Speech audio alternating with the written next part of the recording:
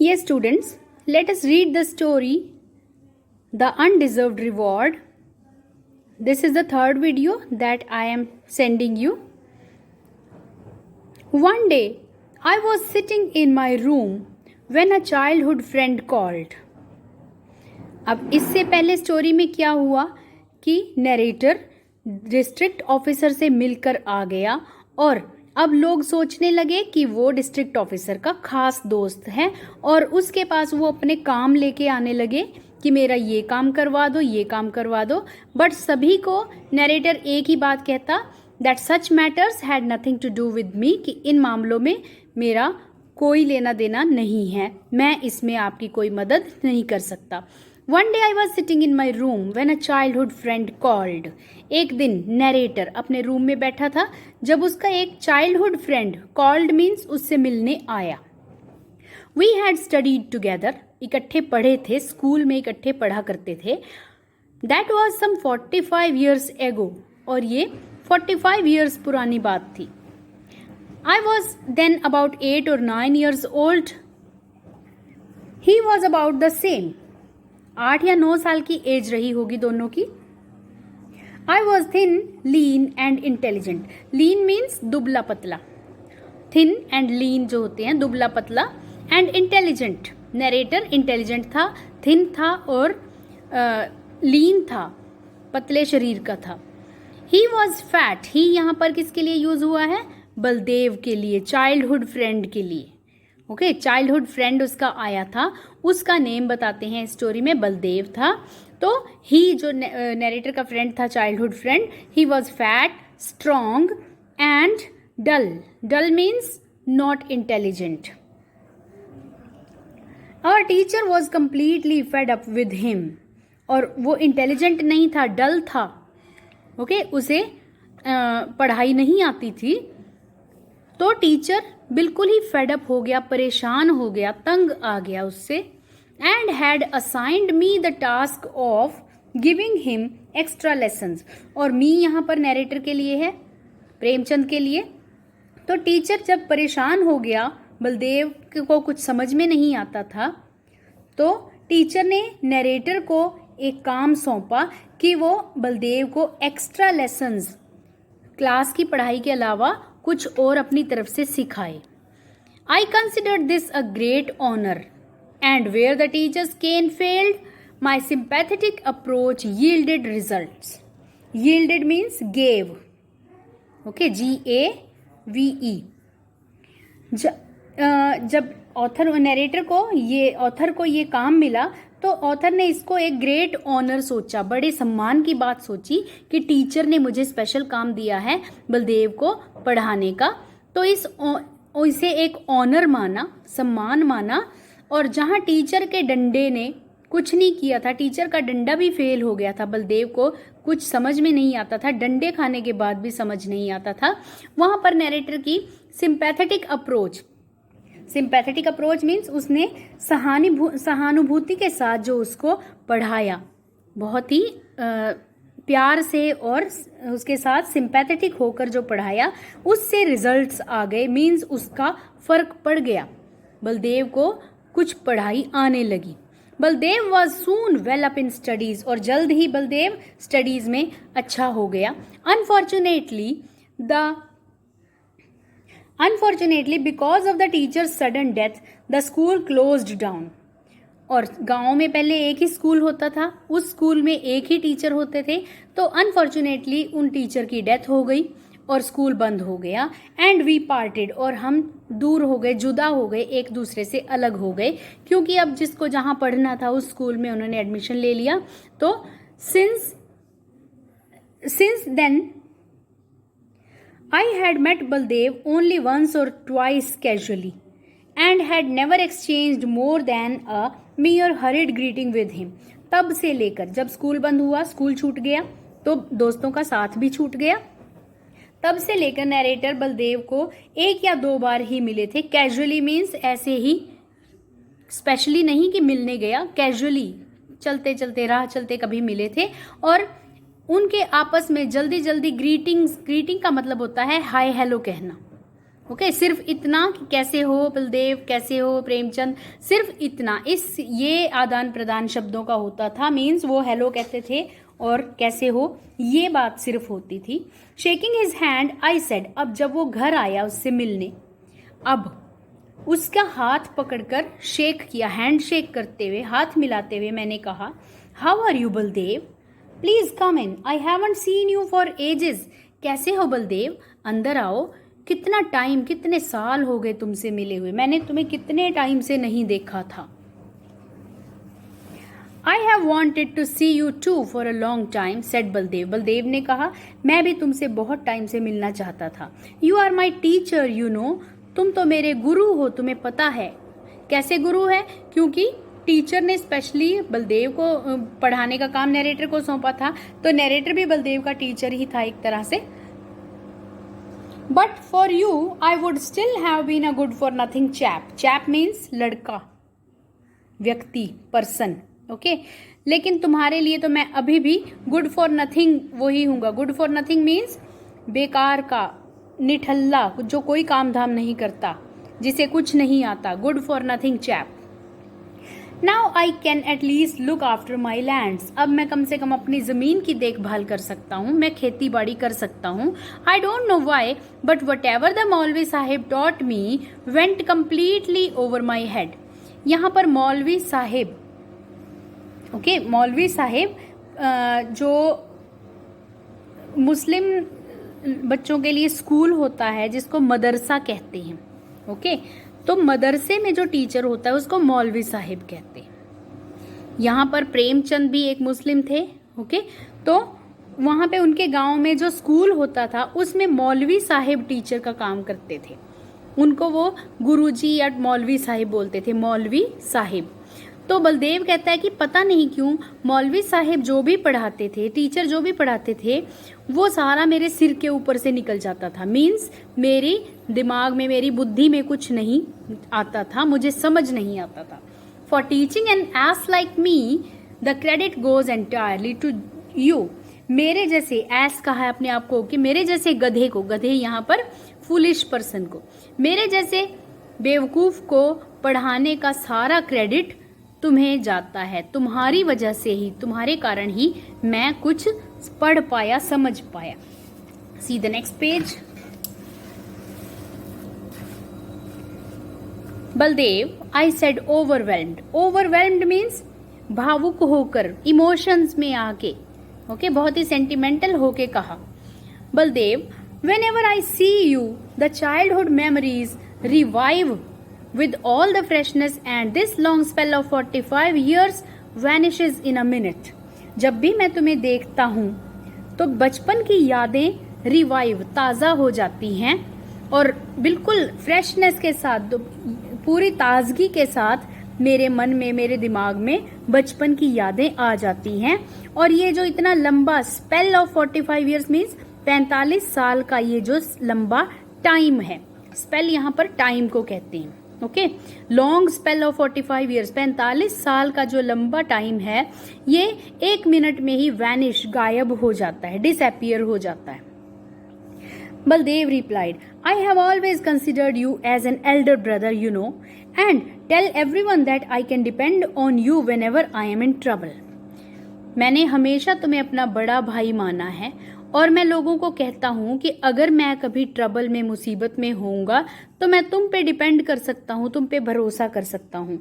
Baldev narrator को अपना Elder brother मानता है और कहता है कि मुझे मुसीबत के समय मैं तुम पर भरोसा कर सकता हूँ कि तुम मेरे ज़रूर काम आओगे, ये बात मैं सबको बताता हूँ।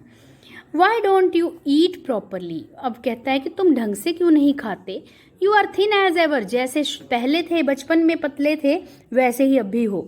If you can't get good ghee I can send you a couple of tins. अगर तुम्हें यहाँ अच्छा घी नहीं मिलता तो मैं 2 टिन, 2 कंटेनर्स तुम्हारे लिए भेज दूंगा। Now you are getting old, अब तुम्हारी एज हो रही है, बूढ़े हो रहे हो। Food is the only thing that will keep you going. खाना नहीं खाओगे तो कैसे चलेगा, खाना खाने से ही तो काम चलेगा। लुक एट मी, मुझे देखो।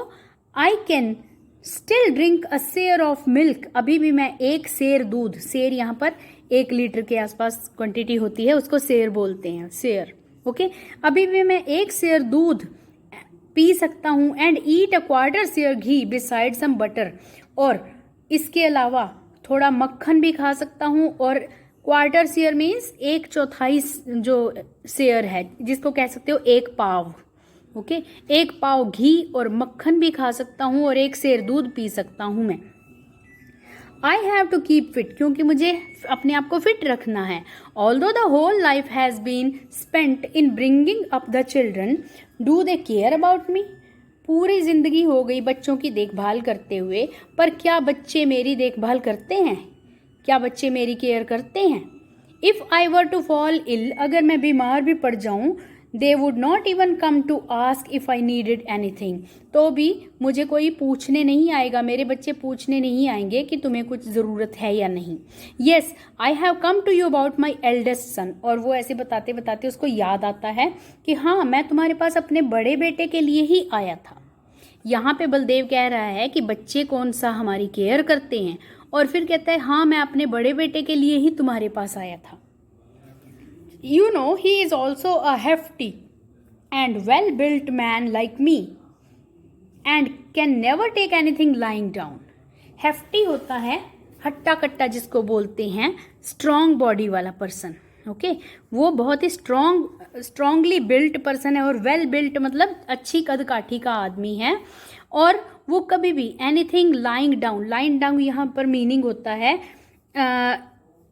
इंसल्ट करवाना, या कोई अगर तुम्हें नीचा दिखाने की कोशिश करे। He can never take anything lying down, कभी भी वो अपनी इंसल्ट बर्दाश्त नहीं कर सकता, किसी दूसरे की धौंस बर्दाश्त नहीं कर सकता। अगर कोई उस पर रौब झाड़े तो उसे वो टॉलरेट नहीं कर सकता। On a number of occasions he quarreled with the police and they have always been on the lookout for an opportunity to implicate him. और कितनी बार वो पुलिस वालों से भी इस बात पे झगड़ा कर चुका है। अब पुलिस वालों की तो हैबिट होती है ना, वो बिल्कुल ही रूडली किसी के साथ बोलना, और ये जो लड़का है बलदेव का बेटा, ये हेफ्टी वेल बिल्ट है और कभी भी इंसल्ट या इस तरह के इंसल्टिंग कमेंट्स टॉलरेट नहीं करता। तो कई बार उसका पुलिस से झगड़ा हो चुका है, और पुलिस वाले हमेशा एक मौका ढूंढते रहते हैं, अपॉर्चुनिटी ढूंढते रहते हैं, ताकि वो उसको इम्प्लीकेट कर सकें, किसी झूठे केस में फंसा सकें। Recently, when a dacoity took place in the village, they got their chance and during the investigation roped him in. Dacoity होता है डाका पड़ना, डकैती। हिंदी में आपने वर्ड सुना होगा डकैती, यहाँ पर dacoity इंग्लिश वर्ड है रॉबरी। गांव में जब पीछे एक डाका पड़ गया, they got their chance, यहाँ पर दे पुलिसमैन के लिए है, पुलिस वालों को अपना मौका मिल गया। and during the investigation roped him in, और जब पूछताछ की गई, क्वेश्चनिंग की गई, तो उस पूछताछ के लिए वो उसको रस्सियों में जकड़कर, इन मतलब अरेस्ट कर लिया, उसको पकड़ कर ले गए, पूछताछ के नाम पर उसको पकड़ के ले गए। He is under arrest, under arrest होता है पुलिस वालों के कब्जे में है, वो हवालात में है। ओके, पुलिस वालों ने उसको अरेस्ट कर रखा है। And has been in jail for the last 1 week, और 1 हफ्ता हो गया है उसको उन्होंने बंद कर रखा है, जेल में बंद कर रखा है। The case is filed in the court of the deputy collector. जो डेप्यूटी कलेक्टर है, डिप्टी कलेक्टर बोलते हैं जिसको, डिप्टी की स्पेलिंग ये होती है डेप्यूटी। ओके, तो डेप्यूटी कलेक्टर के कोर्ट में ये केस फाइल किया गया है, ये केस दर्ज किया गया है। केस दर्ज करना, केस इज फाइल्ड, ये आपको पता होना चाहिए। The case is filed in the court of the deputy collector Mr. Mohammed Khalil. Mister Mohammad Khalil जो हैं डेप्यूटी कलेक्टर, उनके कोर्ट में ये केस फाइल किया गया है, दर्ज किया गया है। The daroga sahib and he are great friends, और जो दरोगा साहिब है, दरोगा साहिब बोलते हैं इंस्पेक्टर को, पुलिस इंस्पेक्टर। पुलिस इंस्पेक्टर और डेप्यूटी कलेक्टर जो कि जेलर है, जो कि जिसके सॉरी डेप्यूटी कलेक्टर का कोर्ट जो है, जो वहाँ पे जजमेंट देता है, मिस्टर मोहम्मद खलील और पुलिस इंस्पेक्टर दोनों ग्रेट फ्रेंड्स हैं, दोस्त हैं। And I am sure that my son will be sentenced. Sentenced का मीनिंग होता है सजा मिलना, किसी जुर्म की सज़ा मिलना। और मुझे पक्का विश्वास है ये दोनों आपस में वैसे भी दोस्त हैं, तो मेरे बेटे को नहीं छोड़ेंगे और उसको सज़ा दिलवा देंगे। No one but you can save him. Him यहाँ पर बलदेव के सन के लिए है, बलदेव के बेटे के लिए। मेरे बेटे को सिर्फ तुम ही बचा सकते हो। इफ़ ही इज सेंटेंस्ड, अगर उसको सज़ा हो गई, the whole family will be ruined, पूरी फैमिली मेरी डिस्ट्रॉयड हो जाएगी, बर्बाद हो जाएगी, ruined. I do not expect you to do anything out of the way. मैं तुमसे कुछ आउट ऑफ द वे, कुछ खास अलग हट के करने को नहीं कह रहा हूँ, ठीक है, तुमसे ज़्यादा कुछ करने के लिए नहीं कह रहा हूँ। All you have to do is to go and tell the district officer that it is a completely false case. सिर्फ ये कर देना कि डिस्ट्रिक्ट ऑफिसर को जाके ये बता देना कि ये पूरा झूठा केस है, पूरी तरह से झूठा केस है, and that he should investigate the matter personally. और उनको ये रिक्वेस्ट कर लेना कि इस मैटर को, इस मामले को पर्सनली देखें, थोड़ी जांच इसमें अपनी तरफ से करें, और ये उनको बता देना कि ये पूरा झूठा केस है, और प्लीज़ इससे ज़्यादा मैं तुमसे करने के लिए कुछ नहीं कहूँगा। You are a childhood friend of mine, तुम मेरे बचपन के दोस्त हो, childhood friend of mine, and my guru, और मेरे गुरु भी हो, मेरे शिक्षक भी तुम ही हो। प्लीज़ डू नॉट रिफ्यूज़, मना मत करना। I know that you do not like getting involve in such matters, मुझे पता है तुम ऐसे मामलों से दूर रहते हो, ऐसे मामलों में इन्वॉल्व नहीं होना चाहते। And it is right to, और ये सही भी है। But in this case,